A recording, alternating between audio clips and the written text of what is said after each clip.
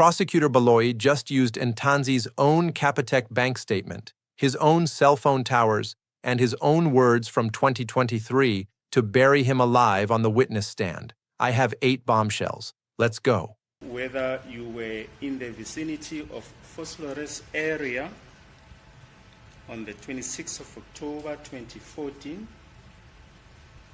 your response was, and we quote you, "I do not know Foslorus." Those quotations, is that correct? Ngeyi-17 zikaFebruwari 2026 kona lo nyaka wabuza ummeli wakho ukuthi ingabe wawuse-Foslorus noma maduze ne-Foslorus ngaze i-26 ka-October 2014 waphendula-ke wathi angiyazi i-Foslorus. Angithi indeed I don't know Foslorus. Your counsel then further asks you if you know of any plot or planning to kill Mr. Senzo Meyiwa, which was hatched at Foslorus Hostel, and whether you were there.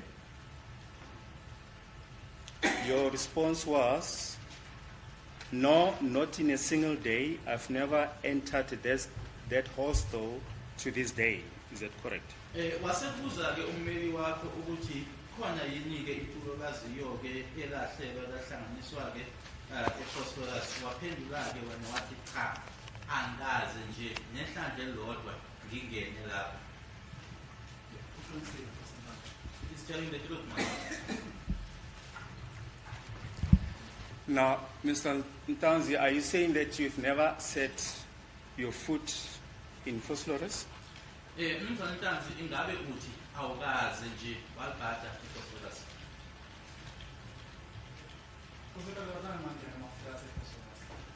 My lord, I've never entered Foslorus Hostel. But the township of Foslorus, have you ever set your foot there in the township of Foslorus? Kodwa masesikhuluma ngelokishike yaseFoslorus, usuke waya khona ngelokishini yaseFoslorus. Nokuthi iFoslorus iqala ukuthatha nathi. Also, my lord, as to where Foslorus starts or ends, I don't know. Because even where the traditional dance normally takes place, I don't know whether it's Foslorus or where. So, Mr. Ntanzi, you have never set a foot in Foslorus, is that correct? Manje-ke Mnumzane Ntanzi awukaze nje uye eFoslorus, kuyiqiniso lokho. Awukaze uye eFoslorus. Through visiting. I've never been to Foslorus where it said I went to visit.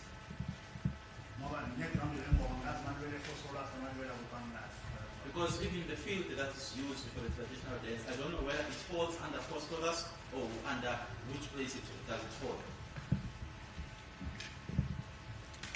So you've never been to Foslorus at all, Mr. Ntanzi, is that your answer?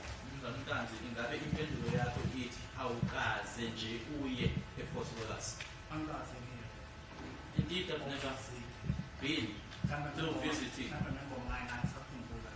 Maybe through the traditional dance I've been, but I can't recall.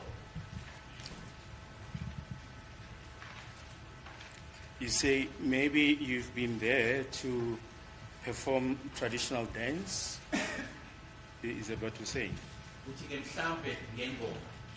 But to say you cannot remember.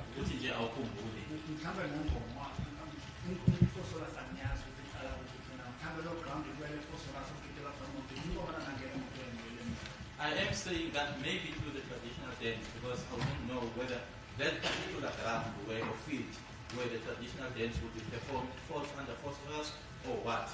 I would then go and perform the traditional dance, once finished, get into the vehicle, and I leave. But Mr. Ntanzi, your response when your counsel was leading you was that you don't know Foslorus. If you look at top left-hand corner, it says savings account statement.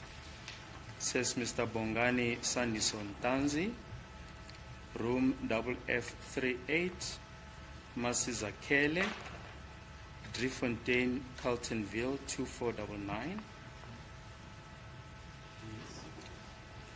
And on the top right-hand corner, it says from date 1 January 2014. It says to date 30 June 2015. Do you see that?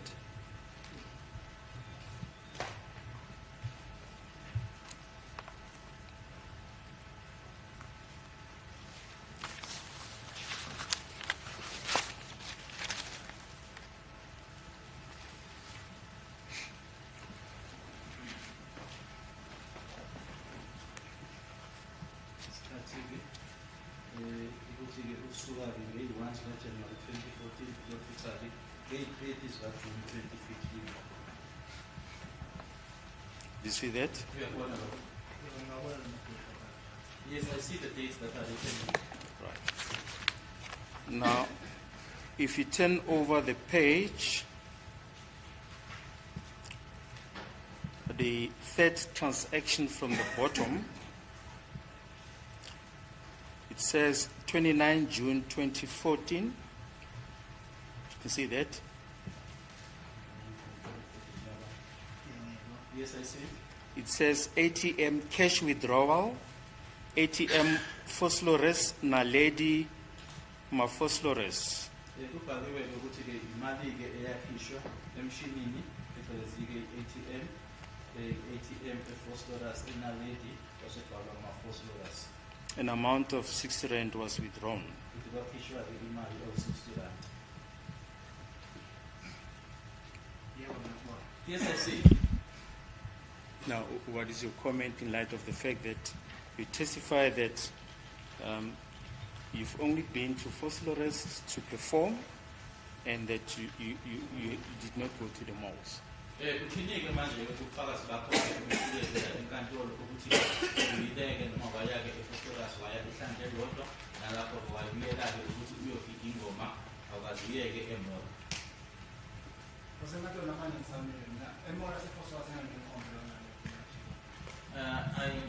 I still maintain, my lord. I won't even be able to point out that or identify that Naledi Mall as to where exactly it is.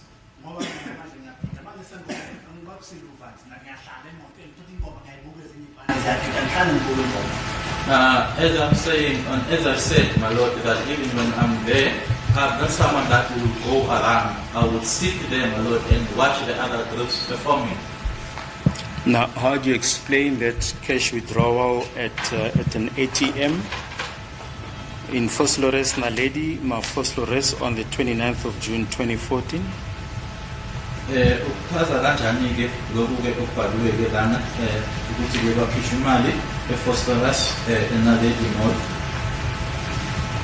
Mina ayikho into engizoyichaza ngiyachaza manje phambi kokuthi neFoslorus angiyazi naNaledi Mall ukuthi as I'm saying, my lord, I don't even know where Naledi Mall is situated. Ingakho nje lapho khona ngithe mina uma ngiseFoslorus angiyazi ukuthi iqala ngaphi iphuma ngaphi ngoba ngazi uma lokho ingoma phana le ground ingoma ngene mokele mangilandela lokhu ngazokuthenga. As I'm saying, my lord, I don't know where Foslorus starts or where it ends. I would go to where the song, the traditional dance is being performed, get into the vehicle and leave. Indeed, when I am hungry, I am going to buy food. Yes, but you've just said you sent someone young to buy the food for you. Kodwa-ke ushilo ukuthi no, kodwa kusho ukuthi wawuzothuma-ke noma-ke ukwazi ukuthi uthumeke umfana ukuthi ahambe noma ubhuti uma kuwukuthi. Namanje sihamile lapho ngesenkantolo. I still maintain that.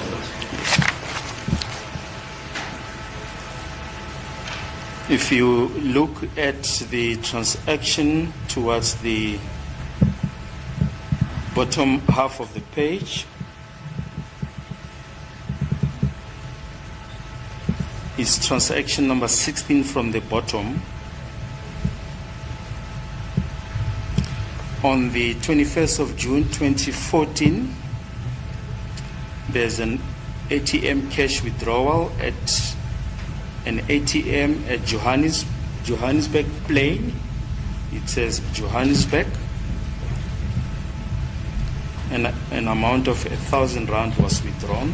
Mubuka lana ke 21 June 2014 kuyasho ukuthi ke kunemali yakhishwa ke kwi-ATM bhaluwe ke indawo bhalwe Johannesburg Plain eJohannesburg wakhishwa-ke u-1,000 rand. Yebo, ngiyabona Nkosi Mama. Yes, I can see, my lord.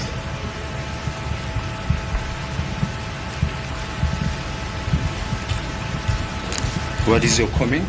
Uthini-ke kulokho? Ngiyabona ukuthi imali yakho iseJohannesburg. I see that money was withdrawn in Johannesburg. Mina umfana bengimphupha noma ngithanda ukuthenga amafoni ngiphinda ukuthenga amaphilisi wakhe. I would ask my brother or the younger boy to go and buy some brand goods and some type of shoes, a particular type of shoes. The witness refers to the ambassador. Okunye mshushu singakhohlwa. Mina mangiyekhaya imoto mayisuka eKhathombili iye erenkini okuqaqala kusebantu asikhona ngigibela imoto la kune-ATM la ngigibela imoto phinde imoto iyanqanda lasho khona emakhaya ngiyahamba ngekhaya anginayo imoto endizayo ngena phakathi angigcwele imoto engihamba ngetekisi. And please remember, when I go home, the vehicle, whichever vehicle I'm traveling in, would then leave and go to Wanderers. There is an ATM there. I do not have a vehicle that would fly, and in that ATM that will also be used.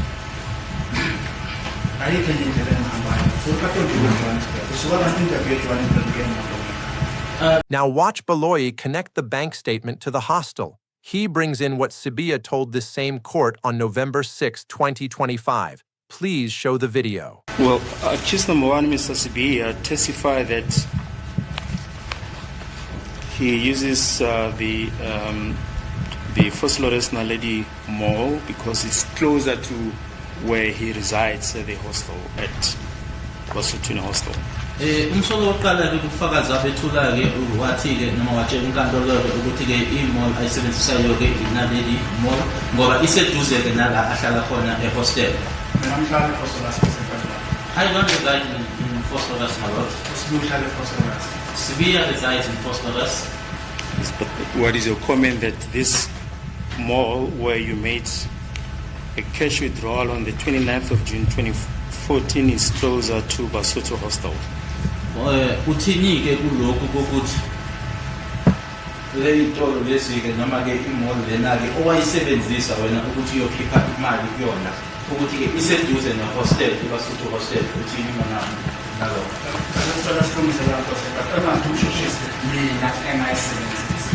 Let's first rectify this, my lord.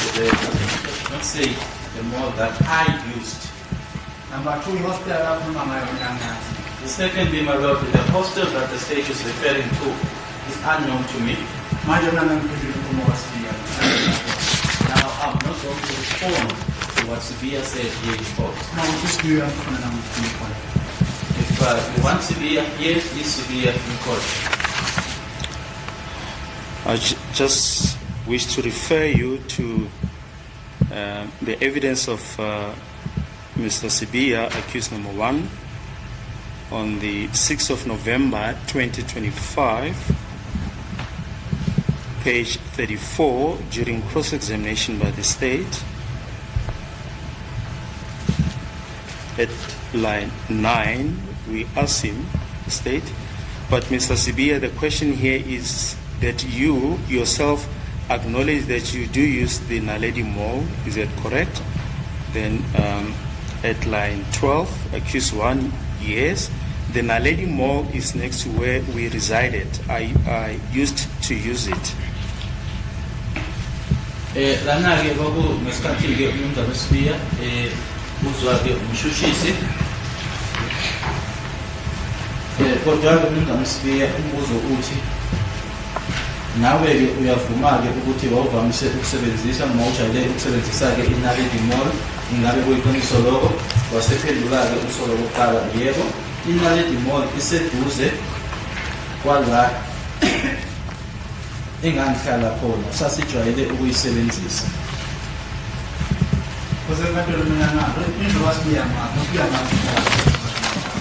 I am not denying, my lord. I don't know Sibiya's house. Sibiya said it with his own mouth. The Naledi Mall is next to where we resided.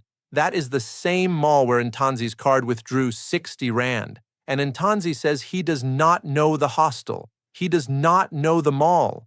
But his bank card knew the mall. Sibiya lived next to that mall. Ntanzi was at that mall.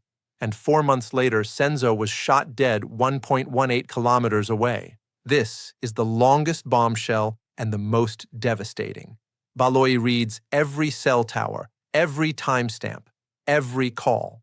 He traces Ntanzi's phone from Rustenburg through Johannesburg past the crime scene to Foslorus North. The man who says he does not know Johannesburg. Let's watch. So we can accept that that is your number.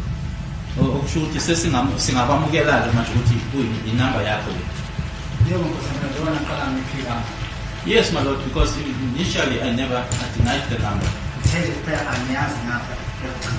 I just said that I don't know the last digits. Right. If we look at the call on the 23rd of December 2019 at 14:10:33, it's an outgoing call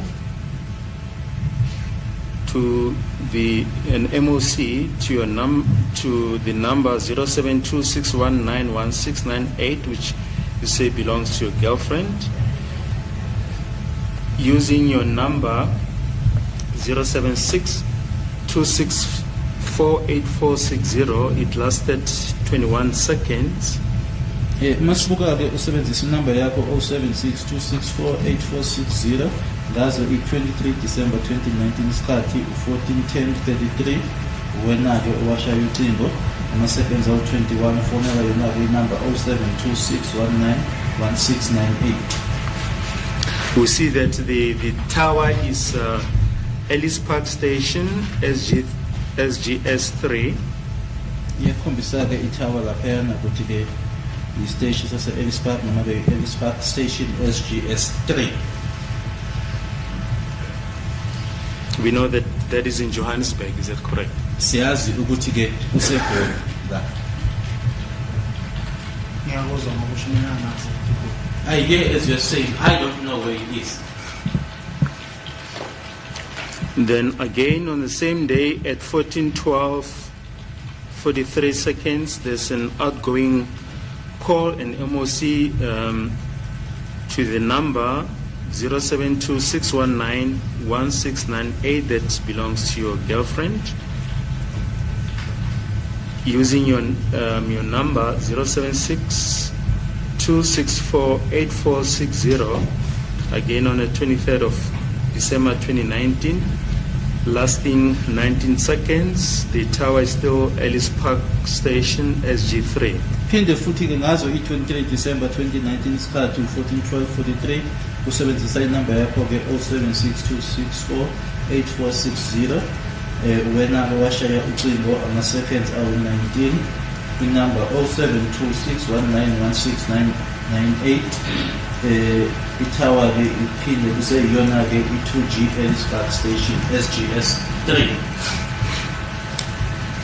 Then the next call at 14:13:34, it's an outgoing call using your number 076264840 to call the number 0607111391. The tower there, it's Doornfontein SGS3. Phinde futhi ke usebenzisa inamba yakho 076 2648460 isikhathi ke 14:13 nama-seconds awu-34 nge-23 December 2019 wena washaya ucingo ama-seconds awu-12 ufonela yona ke inamba 060 7111391 itower 2G Doornfontein SGS3. Then again on the 23rd of December at 14:14:56, an outgoing call lasting 17 seconds to the number 07261911698, which belongs to your girlfriend. Calling her using your number 076264840. Phinde futhi ke ngazo i-23 December 2019 14:14:56 ama-seconds isikhathi i-colleague wena washaya ucingo ama-seconds awu-17 ufonela yona ke inamba 0726191698 usebenzisa inamba yakho 0762648460. And the tower there is Jeppes Town LPSGS3. The tower khona ke lapho Jeppes Town LPSGS3. Then on the same day, 23 December 2019 at 14:24:07, your number 076-264-8460 made an outgoing call and MOC lasting 140 seconds to the number 072-6191-698, which you say belongs to your girlfriend. And the tower there is Union SGS1. Bese kuthi ke ngaso i-23 December 2019 isikhathi u-14:27 ama-seconds awu-7 wena kuwashaya ucingo isikhathi sekholike ama-seconds awu-140 ushayela yona inamba 0726191698 usebenzisa inamba yakho ku-076-264-8460 itower-ke itoshake lapho 2G Union SGS1. Yeah, these are different places, Mr. Ntanzi, in Johannesburg. Are you still saying you are not familiar with Johannesburg? Indawo ke lezi ezahlukahlukene eGoli usasho ke namanje ukuthi iGoli awulazi. Namanje ngiphendula ukuthi iGoli angilazi.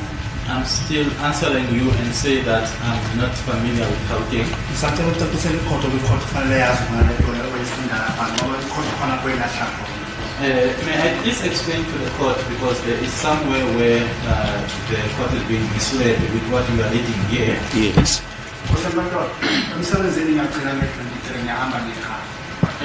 My Lord, the 23rd is my last day at work. I then go home.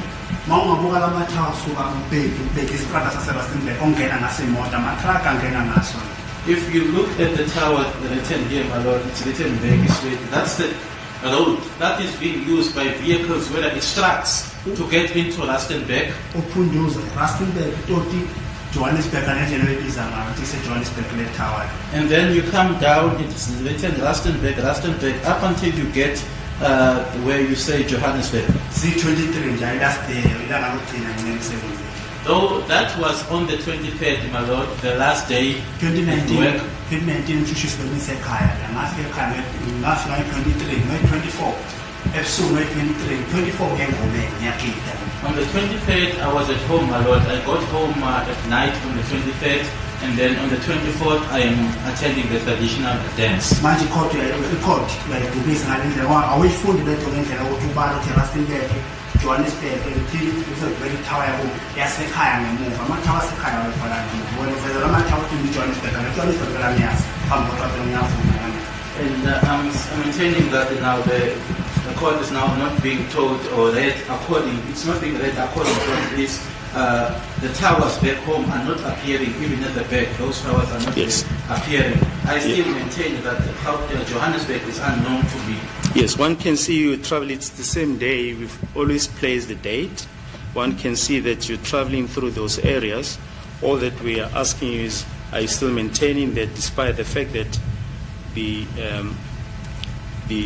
different towers are shown here, do you still maintain that you don't know Johannesburg? Yebo, siyakuzwa lokho futhi kuyabonakala la ukuthi ke wawusohambwe noma uhamba ke la ingakho besifunda indawo lezi ezahlukahlukene noma amathawa atoshwayo amathawa ahlukahlukene. Esikubuzayo nje kuwena ukuthi usasho yini ukuthi iGoli awulazi? Siyavuma ukuthi wawuhamba lana. My Lord, Johannesburg is unknown to me. As well as its towers, my Lord, are unknown to me. By that time, I will be in a taxi. As to which route would be taken by the vehicle and to which one, I wouldn't know, my Lord. I did mention it before this court that the rank that we use to get into the taxi is Wanderer's rank.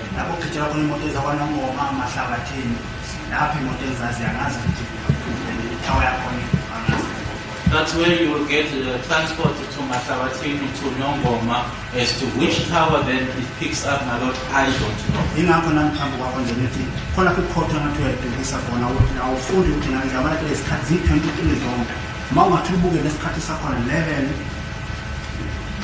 12, 1, 2, hence I'm saying that the court is being misled in how you are reading this, because you are not reading it as in sequence as it goes down. If you were to look at the time, it's 11, it's 12, it's 1, it's 2 going down. And the was and also, contacting the bookie is no crime.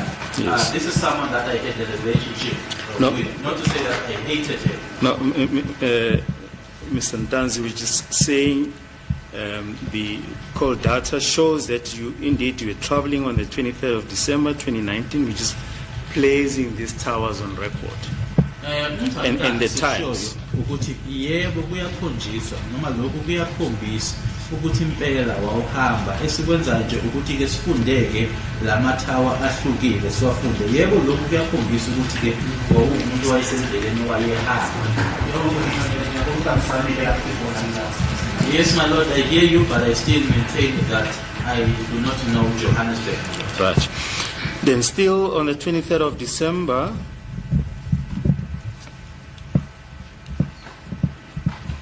at 14:27:17 up to 14:29:40, you were passing through the Spreadview area, the tower there, Spreadview SGS 1 and 2.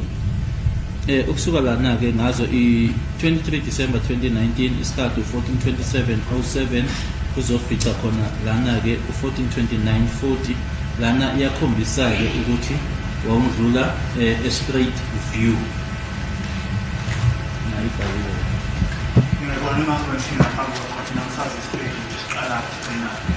I see it, my lord. Hence, I said before this court that I don't know where the start of Spreadview is and the end of Spreadview is. Because that's the highway, my lord, on our way home. Yes. Then at 14:31 and 10 seconds, still on the same day, the reception tower there is Foslorus North SGS 2. Bese kuthi ke ngaso leso sikhathi liganana ke ibala lesibili lana ke nama seconds awu2 i-tower ke ikhombisayo lapha no 2G i-Foslorus North SGS 2. Now, Mr. Ntanzi, of interest to us are just those towers, Spreadview, SGS, and Foslorus that you travel through. And in this regard, we wish you to refer you to the evidence of Miss Fillingham.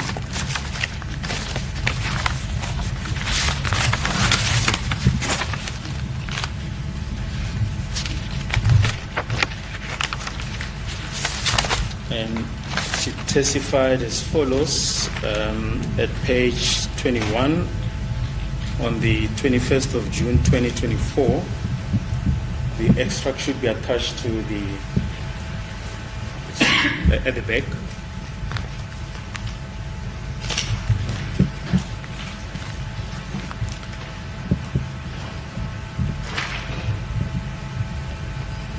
Line 11, Miss Fillingham. Okay, we begin on the top of the page with Spreadview.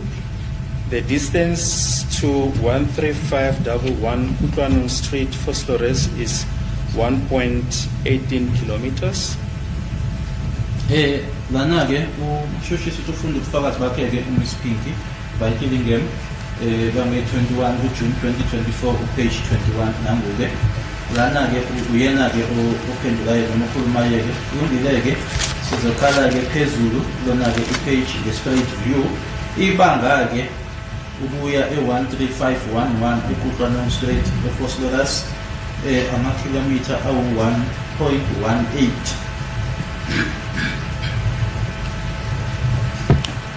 Do you have any comment? Ukhona Officer Paula? There's nothing I'll respond to because even straight view is unknown to me.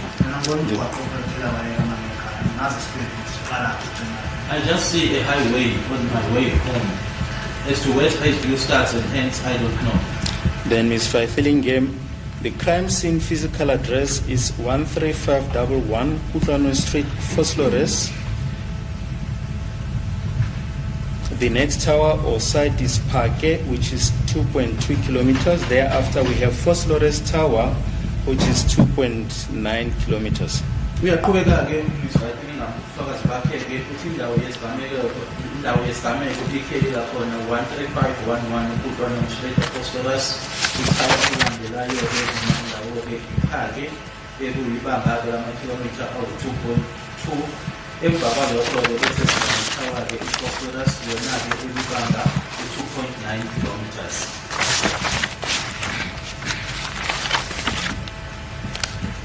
And she proceeds that the physical address of the Spreadview Tower is 1816 Ramatlo Street, Spreadview, Katlehong. We are coming out on this fighting that's a straight view. The 1816 Ramatlo Street, a straight view, Katlehong. Then on page 84, starting from line 5, Ms. Fillingham, I do not think we have picked up the exact tower, but the towers in the vicinity of the crime scene is Spreadview Park,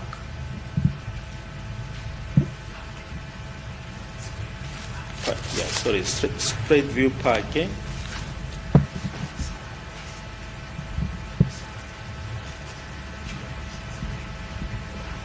Okay, sorry. So it's Spreadview, Parking.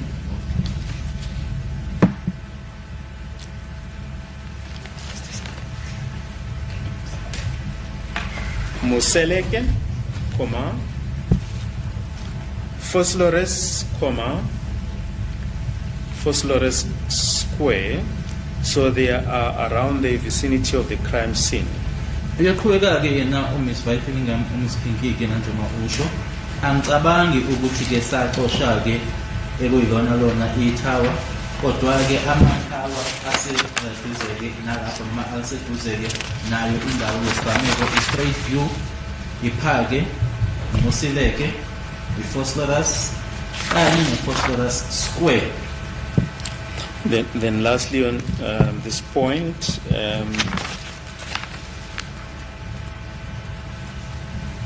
she testified as follows, says, this is on page 27, 21st June 2024, Ms. Fillingham. On page 5, the heading should reflect hostels, crime scene and tower locations, and that Foslorus Katlehong, the area marked X, is a crime scene which is close to Spreadview Towers. Towards my left is the Mazibuko Hostel, which is 5.3 kilometers from the crime scene. And to my right is Basotho Hostel, which is 2.6 kilometers. It also reflects other towers.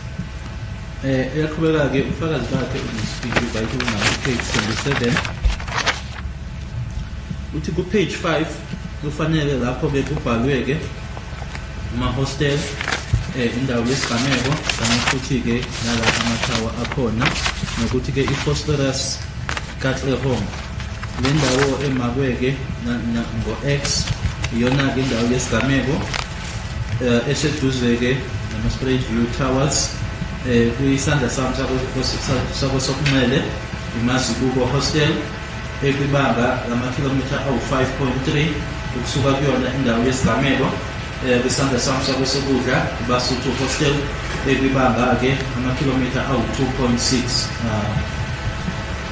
khombisa namanye ke amathawa yena page 5. So Mr. Ntanzi, the point being that these towers that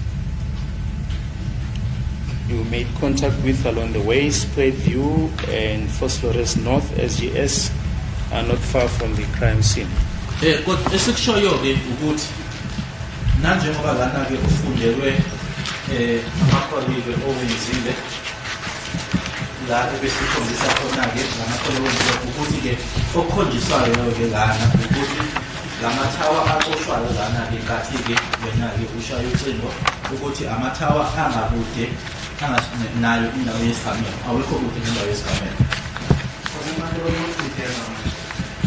Malo I'm confused. Yes. Yes. The court of which the number